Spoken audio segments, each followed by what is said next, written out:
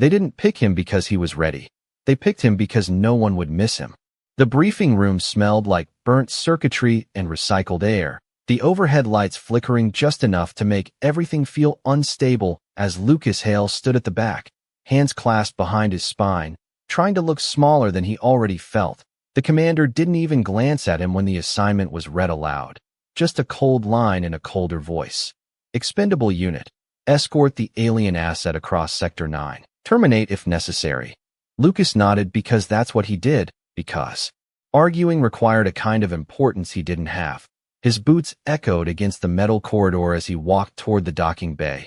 Each step hollow, each breath measured. The hum of the station pressing into his chest like a reminder that everything here was built for people stronger than him. The shuttle waited, paint scorched, one engine coughing heat in uneven bursts, a ship no one else wanted to fly. Inside, the air dropped 10 degrees, sharp and sterile, and in the center of the cargo hold she stood, bound in a restraint frame that glowed faint blue, her skin catching the light like deep ocean glass, her posture straight despite the weight of the collar at her throat. She turned her head when he entered, slow, deliberate, eyes locking onto his as if measuring something he couldn't see. Most prisoners looked afraid, or angry, or broken. She looked certain. Lucas swallowed, adjusting the worn strap on his shoulder, forcing his voice steady as protocol demanded, but the words felt thin the moment they left him. She didn't respond, didn't flinch, just watched him with a quiet intensity that made the space feel smaller. The ship's systems clicked alive behind him, panels lighting up in dull orange as the bay doors began to part, revealing a sky stained with ash and distant lightning. Wind howled through the opening, carrying dust that rattled against the hull like dry rain. Lucas moved to the controls, fingers hovering for a second longer than necessary before initiating launch, the engine shuddering beneath his boots as they lifted off. Below them, the station shrank into a cluster of lights swallowed by storm clouds, and for a moment, in the reflection of the cracked console glass, he saw himself the way they did. Average height, average build, nothing remarkable except the assignment no one else wanted. Behind him, the faint hum of the restraint field shifted, and he glanced back just enough to catch her still watching, unblinking, as if she already knew something he didn't. The mission file sat unopened on his display, a blinking icon waiting for acknowledgement.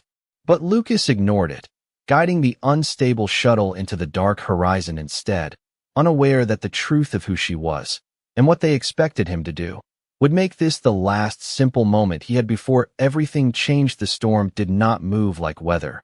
It pulsed, slow and deliberate, as if the sky itself was breathing, and Lucas felt it through the controls. A subtle resistance in the shuttle's steering as though the planet below did not want them there. The engine temperature climbed 10 degrees above safe range, warning lights blinking in dull amber across the console. But the navigation system kept insisting on the same path, a narrow corridor through the electromagnetic interference that distorted everything beyond a few hundred feet. Lucas adjusted the throttle carefully, his fingers steady even as his pulse was not, and behind him the faint hum of the restraint field shifted again, softer this time, like it was adapting. He glanced back, just for a second, and saw her. Eyes were no longer fixed on him, but on the viewport, watching the storm with something that looked almost like recognition. Most prisoners reacted to turbulence, to uncertainty, to fear of what came next, but she stood as if she had seen worse skies than this, as if this chaos was familiar. Lucas cleared his throat, breaking the silence because the silence felt heavier than the mission itself, and he said that the storm would pass in about 20 minutes if the sensors were correct, even though he knew the sensors were barely functional. She tilted her head slightly, not in confusion but in assessment, and when she finally spoke her voice was calm, low, carrying a tone that did not match someone in restraints. She said that storms like this did not pass, they decided. Lucas frowned at that, unsure whether it was metaphor or fact, and before he could ask, the shuttle lurched hard to the left, a surge of static flooding the controls, the lights flickering out for half a second that felt much longer. He steadied the craft on instinct, adjusting manually, breathing slow through the tension. And when the systems came back online, a new alert blinked onto the display, encrypted, high clearance, not part of his original briefing. Lucas hesitated, then tapped it open, expecting coordinates or protocol updates. But instead a single line expanded across the screen in stark white text. Terminate the asset before coronation. He stared at it, reading it twice, then a third time, the words refusing to settle into something that made sense with what he had been told. Asset, not prisoner, coronation, not execution. The meaning shifted everything, quietly but completely, behind him. The hum of the restraint field dimmed, almost imperceptibly, and he realized with a sudden clarity that she was watching him again, not with curiosity this time, but with understanding. She had seen his reaction reflected in the glass, had read the change before he even turned around. Lucas swallowed, closing the message without acknowledging it, his hand hovering over the controls as the storm outside deepened into a crimson glow, lightning tracing slow arcs across the clouds like veins of fire. The mission had not changed on paper, but something inside it had, something he could not ignore anymore. And for the first time since he stepped into the shuttle, Lucas felt that he was not just escorting her somewhere. He was being led into something he did not yet understand. The shuttle touched down harder than Lucas intended, the landing struts groaning against the uneven terrain as the storm thinned just enough to reveal a landscape carved in sharp ridges and dark glassy plains that stretched for miles in every direction, the air outside shimmering with residual energy that made the horizon ripple like heat rising off asphalt. He powered down the main engine, listening as the hum faded into a low ticking sound, metal cooling under stress. And for a moment there was only silence, thick and unnatural, as if the planet itself was waiting. Lucas unlatched his harness slowly, his eyes drifting to the restraint frame behind him where she still stood, unchanged in posture, unchanged in presence, as if the journey had not affected her at all. He stepped closer, careful, not out of fear but out of uncertainty, and the faint blue glow of the restraint collar reflected across his visor. As he reached for the control panel, protocol said to keep the asset secured at all times, but the message on his screen still echoed in his mind. Terminate before coronation, a command that now felt less like an order and more like a question he was not ready to answer. He hesitated, his fingers hovering inches from the release switch, and that was when she spoke again, her voice softer now, almost blending with the low hum of the ship's systems. She said that if he intended to follow his orders, he should not wait, because hesitation was a human trait she had been told to expect. Lucas exhaled slowly, a faint breath fogging the inside of his visor as he met her gaze, and for the first time, he noticed something beneath the calm surface of her expression, not fear, not defiance, but patience, as if she had already accepted every possible outcome. He shook his head slightly, more to himself than to her, and instead of activating the termination protocol, he adjusted the collars. Intensity down by a fraction, enough to ease the strain without fully releasing it. The glow dimmed, and for the first time her shoulders lowered just a fraction of an inch, a change so small most would have missed it, but Lucas saw it, and so did she. Outside, a distant rumble rolled across the plains, not thunder, something deeper, something mechanical, and his suit sensors flickered to life with a proximity alert that pulsed red along the edge of his display. He turned toward the ramp, the exterior camera feeding him a grainy image of shapes moving along the horizon, fast and coordinated, not random wildlife, not weather patterns, something organized. Lucas swallowed, the weight of the situation settling into something solid in his chest as he reached for his sidearm out of habit, not raising it, just holding it, grounding himself. Behind him, the faint sound of metal shifting drew his attention, and when he looked back the restraint field around her flickered once, then stabilized at the lower setting, her eyes now fixed not on him, but on the approaching shapes beyond the hull. She spoke again, quieter this time, but with a certainty that cut through the noise of the sensors. She said they had found them sooner than expected, and Lucas realized in that moment that whatever this mission had been meant to be, it was already something else entirely, something neither of them had control over anymore. The proximity alert sharpened into a steady pulse, each beat echoing through Lucas's suit like a second heartbeat as he stepped toward the ramp controls, the external feed resolving into clearer shapes now, tall figures moving with deliberate precision across the glassy terrain, their silhouettes cutting through the fading storm like shadows that knew exactly where to go. The airlock hissed softly as he cracked it open just enough to sample the outside atmosphere. The sensors flickering through readings that made little sense. Pressure stable, temperature dropping fast, energy levels inconsistent, as if the planet itself refused to be measured. Behind him, the faint hum of the restraint collar shifted again, and when he glanced back, he saw her watching the same feed. Her expression unchanged, but her focus sharper, as if every movement outside carried meaning he could not yet read. Lucas hesitated at the threshold, then made a decision that felt smaller than it was, his hand moving back to the restraint controls, fingers steady now. And this time he reduced the field further, not enough to release her, but enough to give her room to move.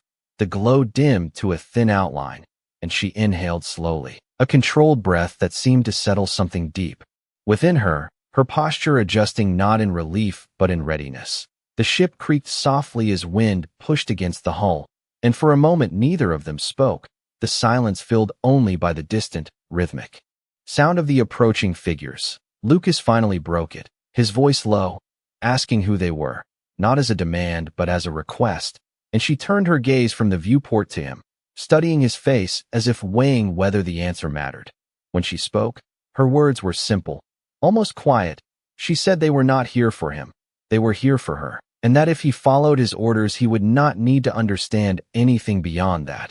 Lucas let that sit for a second, then another, the meaning settling into something heavier than he expected, because it implied that whatever role he had been given was already secondary to something much larger. Outside, one of the figures stopped, raising an arm in a gesture that triggered a faint response across the landscape. Lines of light flickering beneath the surface like something waking up, and Lucas felt the shuttle vibrate faintly in response, as if the ground itself was reacting to their presence. He looked back at her again, at the calm certainty in her eyes, and realized that she had known this would happen, not the exact moment, not the exact place, but the inevitability of it, the way a storm builds long before it breaks. His grip tightened slightly on the edge of the console, not out of fear, but out of the realization that he was standing at a point where orders, protocol, and expectation all meant less than the choice he was about to make. And for the first time since the mission began, Lucas did not feel like the weakest person in the room. He felt like the only one who had not already decided what came next. The ground lights spread outward in thin, glowing lines, tracing patterns beneath the dark surface like veins waking from a long sleep. And Lucas felt it through the soles of his boots even before the sensors confirmed it. A low resonance building, steady and controlled, not chaotic like the storm, but deliberate, intentional. He stepped closer to the ramp, lowering it halfway, the cold air rushing in sharp and dry, carrying a faint metallic scent that lingered on his tongue as he exhaled slowly. The figures outside stopped at a distance of roughly 50 yards, their formation precise, their movements synchronized in a way that spoke of training or something deeper than that, something instinctual. None of them raised a weapon, none of them rushed forward. They simply waited, and that waiting carried more weight than any immediate action could have. Behind him, the faint hum of the restraint collar softened again as he reached for it without looking, his fingers finding the control by memory now. And with a measured breath, he reduced the field one more level until the glow flickered and dissolved completely. The silence that followed was not empty. It was charged, like the moment just before a decision becomes irreversible. She did not move right away, did not rush or test her freedom. She simply lifted her head slightly, rolling her shoulders once as if adjusting to a weight that had been there for longer than he realized. Lucas turned to face her fully now, the distance between them smaller than it had ever been. And for a second he expected anger, or accusation, or even disbelief. But what he saw instead was something quieter, something that made his chest tighten in a way he could not explain. She stepped forward, one measured step, then another, her movements controlled, precise, as if every inch of space mattered. And when she stopped in front of him, she studied his face again, closer this time, as if confirming something she had already decided.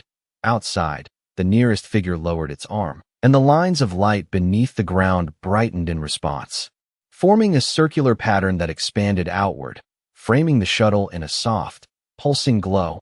Lucas glanced back at the display, the sensors now reading structured energy output, organized, almost ceremonial, and he realized that this was not an ambush, not a capture. This was something else entirely. She spoke his name then, the first time she had used it, her voice steady, carrying a quiet authority that did not need to be raised, and she said that he had already done more than anyone expected by choosing not to follow the order he had been given. Lucas shook his head slightly, a reflex more than a statement, because it did not feel like defiance. It felt like the only option he had been able to live with. She turned toward the open ramp, the light from outside reflecting across her blue skin in shifting patterns. And for a moment she paused, not looking back, just standing at the threshold as if marking the boundary between what had been and what was about to begin. The figures outside took a single synchronized step forward, not aggressive, not urgent, just enough to acknowledge her presence. And Lucas felt something settle in the air, a shift that made the mission briefing, the orders, the labels all feel distant and incomplete. He stood there, just behind her, not sure whether he was escorting her anymore or simply following. And as she stepped out into the circle of light, the glow intensified, rising upward in a slow, deliberate arc that seemed to recognize her in a way no system or protocol ever had. And Lucas understood, without needing it explained, that whatever role he had been assigned was no longer the one he was fulfilling, because this was not about delivering an asset. This was about witnessing something that had been set in motion long before he ever boarded that shuttle. The light did not rise all at once. It unfolded, layer by layer, as if the ground itself was remembering a shape it had not held in a long time. And Lucas stood at the edge of the ramp watching it build around her, a quiet structure of energy that responded not to commands but to presence. The figures outside lowered their heads in unison, a motion so precise it felt less like discipline and more like instinct. And the air carried a low harmonic tone that vibrated gently through his chest, steady and controlled, nothing like the chaos of the storm that had brought them here. She moved forward into the center of the circle, each step measured, the light adjusting beneath her feet, brightening where she touched it, dimming where she did not, as if the entire system was calibrated to her alone. Lucas stepped down after her without thinking, boots meeting the smooth surface with a faint echo, the temperature dropping a few degrees instantly, cool air settling around him as the shuttle behind him faded into the background, no longer the center of anything. He did not reach for his weapon this time, did not check his sensors, because none of it felt relevant in a space that was clearly not designed for conflict.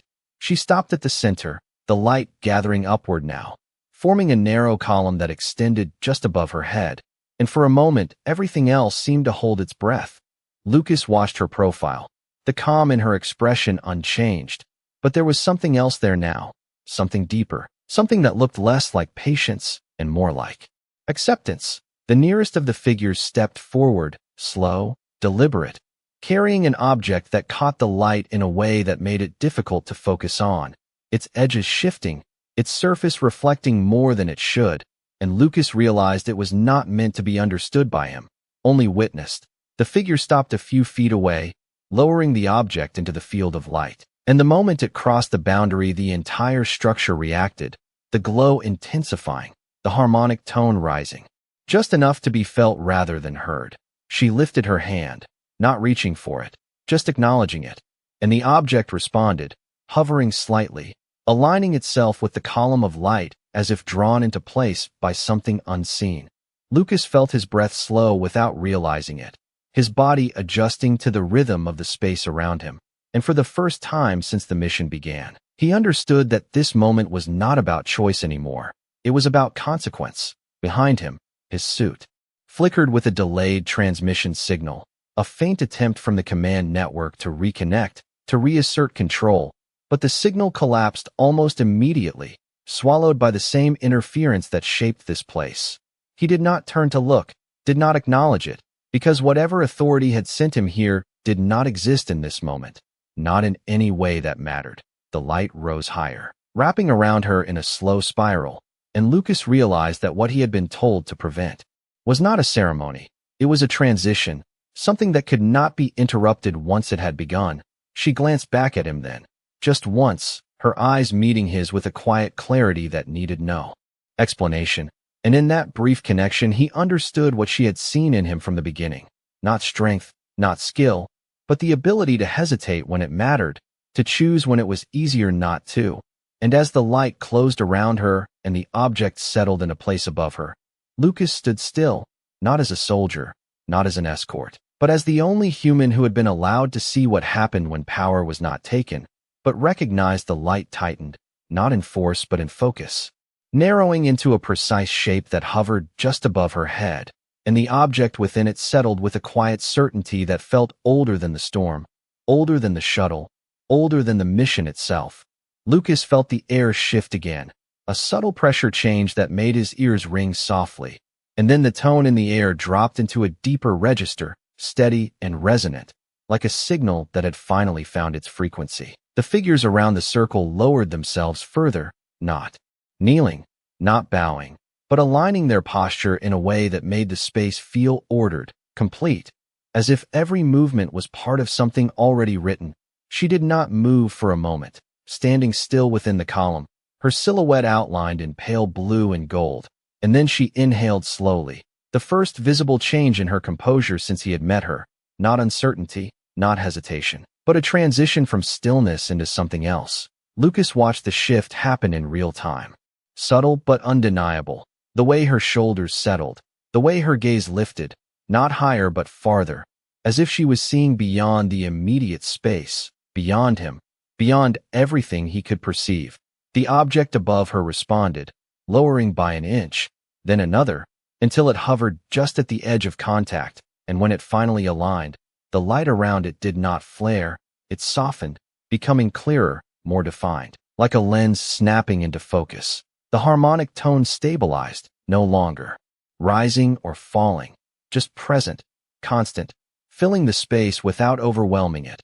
Lucas realized then that nothing here was meant to impress or intimidate. It was meant to confirm, to recognize something that already existed. Behind him, his suit flickered again, a brief pulse of connection forcing its way through the interference. And for a fraction of a second the command signal broke through, fragmented and urgent, repeating the same directive in broken intervals. Terminate the asset, terminate before coronation, but the words felt distant, disconnected from the reality in front of him. He did not turn, did not respond, because the moment had already moved past that point. She stepped forward out of the column, the light parting around her rather than fading, as if it acknowledged her movement instead of resisting it. And when she fully emerged, the glow remained behind, slowly dissolving back into the ground in thin lines that traced outward and disappeared. The figures around the circle rose in unison, their heads lifting as one, and for the first time Lucas saw their faces clearly, not identical, not uniform, but aligned in expression, focused entirely on her. She turned slightly, not toward them, but toward him, and in that motion there was no distance left between who she had been and what she now was. Lucas felt his chest tighten, not from fear but from the weight of understanding settling into place, because he knew that whatever he had been sent to stop had already happened, and that the only reason it had happened the way it did was because he had chosen not to follow the simplest order he had ever been given. She spoke again, her voice unchanged yet carrying something more, not louder, not stronger, just clearer, and she said that his mission was complete, though not in the way it had been written, and Lucas let out a breath he did not realize he had been holding, the tension leaving him in a slow release as the last of the light faded and the storm on the horizon finally began to break, not with force, but with quiet, as if the world itself had been waiting for this moment to pass before continuing. The storm did not end. It withdrew, peeling back across the horizon in slow layers as if something greater had claimed priority, and Lucas stood there with the cooling air settling around him, watching the last threads of red lightning fade into a pale gray sky that felt almost unfamiliar in its calm. The ground beneath his boots no longer pulsed, the lines of light gone as if they had never existed, leaving only smooth dark stone that reflected the sky in faint, distorted patches. The figures that had surrounded the circle shifted formation with quiet precision, not dispersing but repositioning, creating a clear path that led away from the shuttle and toward a distant structure Lucas had not noticed before, something built into the terrain itself, low and wide, its edges blending into the landscape as if it had grown there rather than been constructed, She began to walk in that direction without looking back, her movement steady, unhurried, and the figures followed at a respectful distance, never closing in, never overtaking, maintaining a space around her that felt intentional. Lucas hesitated for half a second, the habit of waiting for orders still lingering somewhere in his mind. But there were no orders coming, only the faint static of a broken channel that had already tried and failed to reach him. He stepped forward, falling into place a few feet behind her, not because he had been told to, but because there was nowhere else that made sense to stand. The air felt different now, less charged, more grounded, and each step carried a quiet weight that had nothing to do with gravity and everything to do with understanding.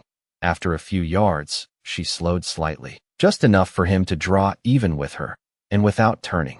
Her head she spoke, her voice calm, carrying clearly in the open space. She said that his people would not understand what had happened here, not at first, because they measured outcomes in control and compliance, not in recognition. Lucas let out a small breath through his nose, a sound that almost passed for a laugh, though there was no humor in it, and he said that they would probably call this a failure, a mission incomplete, a deviation from protocol. She inclined her head just slightly, acknowledging the statement without agreeing or disagreeing. And then she added that sometimes the absence of action was the only way something necessary could occur, and that his hesitation had not been weakness, it had been the only variable that allowed the sequence to complete. Lucas looked ahead at the distant structure, its outline becoming clearer with each step, and he realized that every part of this moment had been moving towards something inevitable, something that did not require force, only the absence of interference. Behind them, the shuttle sat silent and small against the vast landscape, no longer a point of origin or return, just a piece of equipment that had done its part. The figures around them adjusted again as they approached the structure, their formation tightening slightly, not as a barrier, but as a frame, guiding the path forward. Lucas glanced once more at the sky, now a muted gray with only the faintest trace of the storm remaining, and he felt something settle inside him, not relief, not certainty, but a quiet acceptance that whatever came next would not be defined by the orders he had been given, but by the choice he had already made. And as they reached the threshold of the structure and the entrance opened without a sound, he stepped forward beside her, no longer following, but not leading either, simply present in a moment that did not need him to be anything more than that. The interior did not greet them with grandeur, it absorbed them, walls curving inward with a matte surface that held no reflections, no seams, only a soft ambient glow that seemed to come from nowhere and everywhere at once. Lucas felt the shift immediately, sound dampened, footsteps reduced to a faint presence, as if the space itself chose what was allowed to be noticed.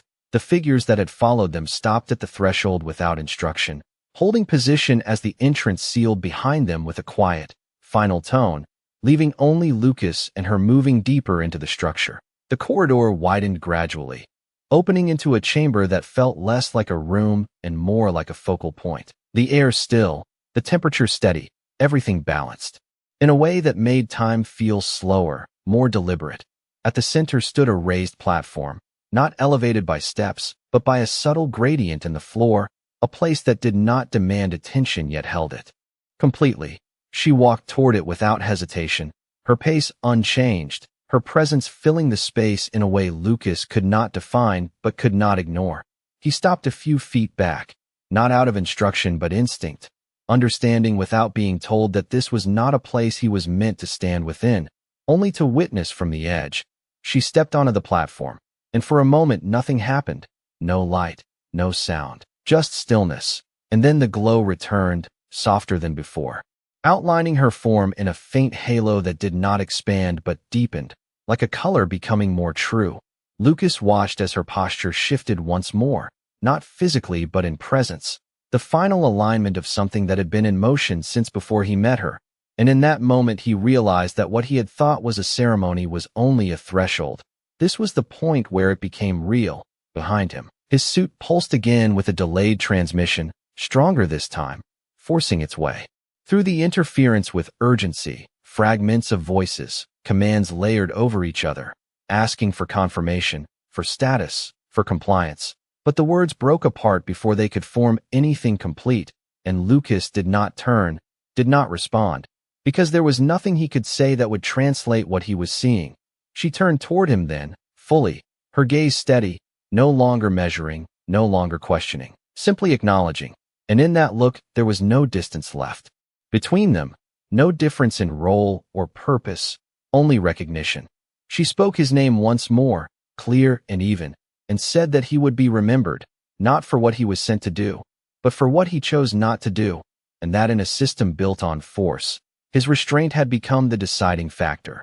Lucas felt something shift inside him, not pride, not relief, but a quiet understanding that the smallest action he had taken, the moment he had hesitated, had carried more weight than any order he had been given. The glow around her settled into a constant presence, no longer changing, no longer building, simply there, as stable as the ground beneath them, and Lucas realized that nothing more needed to happen, because everything that mattered already had. He took a slow breath, the air steady and calm, and for the first time since the mission began, he did not feel like he was waiting for the next step, because there was no next step for him here. He turned slightly, just enough to glance back toward the sealed entrance, toward the distant world he had come from, and then back to her, standing at the center of something that no longer needed explanation. He did not salute, did not speak, because there was nothing to add, only the quiet acceptance of a moment that would not repeat. And as the ambient light held steady and the structure remained silent, Lucas